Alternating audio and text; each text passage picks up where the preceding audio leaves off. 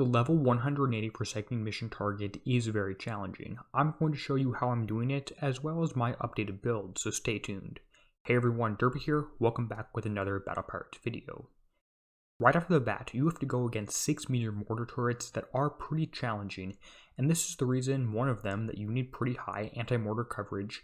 You can see I'm able to shoot down all of the incoming enemy mortars with my build, even when the enemy Hellstar does turn on 2 and does start shooting. At this point, I'm going to stack up on the far left side of the ice and then charge across it in the shortest path possible towards the Hellstar.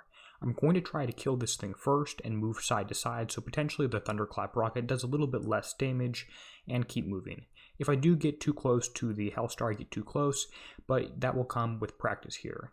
At this point, I want to kill both the Thunderclap as well as the Brimstone really quickly here, so I'm going to split my fleet up a little bit here.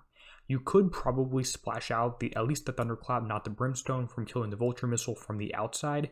I don't know if that will be worth it or not. I haven't tested that. You'll have to let me know if you did. Next up, you're going to easily be able to outrange this short-range ship here, and the Core Saber, just kill that thing. It's pretty easy.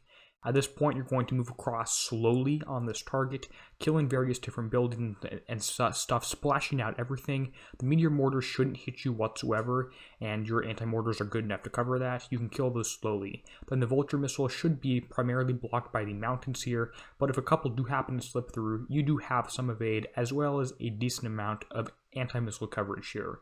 You can see a few mortars hitting here on the water if you go back and watch that last 10 seconds.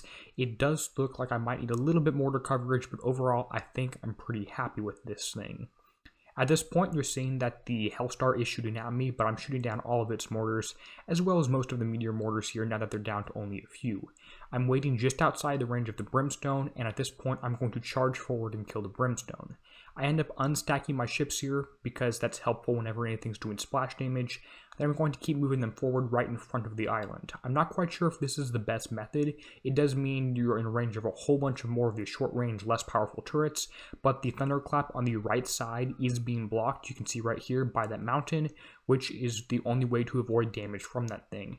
So there we go. And you do also outrange this Core Saber here. It shouldn't shoot at you whatsoever, and I'm taking down everything else on that structure here. The Hellstar is shooting at me, but I don't think any mortars are getting through. Maybe a handful did when I unstacked, but it shouldn't be that bad. Moving forward, I'm going to head across the right side of the screen, killing all the turrets, etc. And I'm not really focusing on the Hellstar because, again, it's not doing any damage to me. The only thing that potentially could be doing damage is a Lucky Mortar or a Lucky Missile here.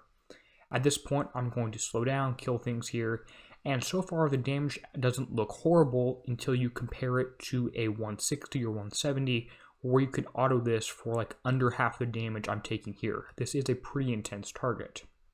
I do have, as you'll see at the end of the video, the Cloudbreaker Everest fully built, except for armor. Everything is fully built, fully ranked, and everything except for armor.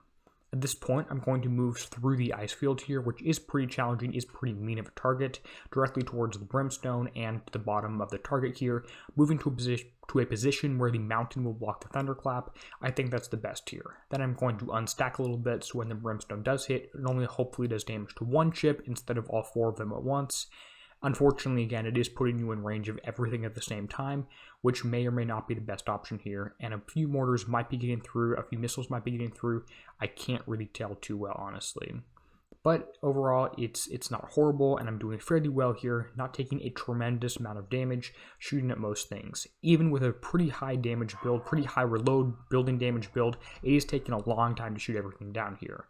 You can see that the Thunderclap is being able to be blocked by this mountain here, and that is not the case if you would come in from the top left. You have to come through the center for this to happen, but it does put you in range of more things at once. I am being shot at by 2 Hellstars here, so I'm going to move towards the one on the left side, kill that one fairly quickly here, which you can do before turning the corner, although again, it's not a huge threat here. Being in the ice fields with your Everest fleet should only slow you down, and it shouldn't affect your reload whatsoever, so I'm not worried about that. Tactical Field Resist is not supposed to help with those ice fields, and I haven't tested it honestly, but they've told us it isn't going to work, so it probably won't.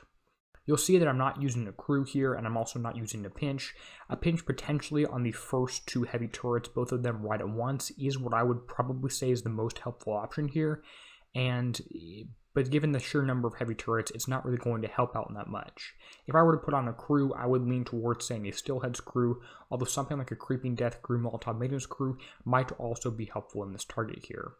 I'm going to try and target the Thunderclap first if I can. If I could split my ships up a little bit, that would also work. I was also noticing a little bit of invisible turrets going on the bottom island here, so if something's not dead in this target, it might be just below those mountains here, right by the frame rate cluster. Something fishy was going on. Damage taking is way more explosive than penetrative. I think that's mostly from Thunderclaps, might also be some of the mortars, but I can't really tell here. 3 hours, 42 minutes damage is really high for a Forsaken mission target. Don't let anyone tell you otherwise.